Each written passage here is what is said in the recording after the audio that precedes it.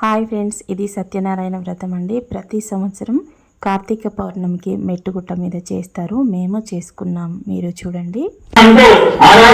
వ్యాపారానికి సొత్తు పెట్టి తొందరగా ఇంటికి వెళ్ళి భార్య లీలావతికి విషయం చెప్పారు. తనకు ఎప్పుడు సంతానం కలుగుతుందో అప్పుడే ఈ వ్రతం ఆచరిస్తానని మొక్కుకున్నారు. కోరిన కోరికలు కూర్చే సత్యదేవుడు అతనికి ఇంకేముంది, ఆ భటులు మామల్ని పట్టుకుపోయారు. రాజువారిని భయంకరమైన కారాగృహంలో బంధించి వాళ్ళ డబ్బంతా స్వాధీనపరుచుకున్నారు. వాళ్ళ కష్టాలు అక్కడితో ఆగలేదు. సత్యనారాయణ స్వామి శాపదోషం వల్ల ఇక ఇంటి దగ్గర పరిస్థితి కూడా విషమించింది.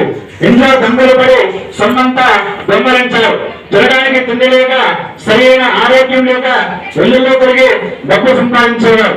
అలా తిరుగుతుండగా ఒకరోజు ఎవరింట్లోనూ సత్యనారాయణ వ్రతం చేస్తుండే చూసి చివరి వరకు ఉండి తీర్థ ప్రసాదం తీసుకొని ఇంటికి వస్తుంది కళావతి.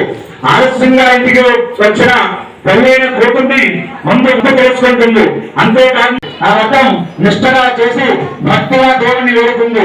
తన భర్త వల్లే క్షేమంగా ఇంటికి చేర్చమని పశ్చాత్తాపానికి మించిన శిక్ష లేదని లీలావతి పశ్చాత్తాపానికి భక్తి శుద్ధం కలిగిన సత్యదేవుడు. సత్యదేవుడు కోరిన రీతిగానే ఆనాటి ఉన్నాడు. నిండు కొలువులు తన స్వప్న వృత్తాంతంగా కూడా చెప్పి ఆ వైశ్వరుని శరణుని వినిపించాడు. ఆ వైశ్వరునిగా భయం లేదని. ఈ వీడియో మీకు నచ్చితే లైక్ చేయండి, షేర్ చేయండి, సబ్స్క్రైబ్ చేయండి.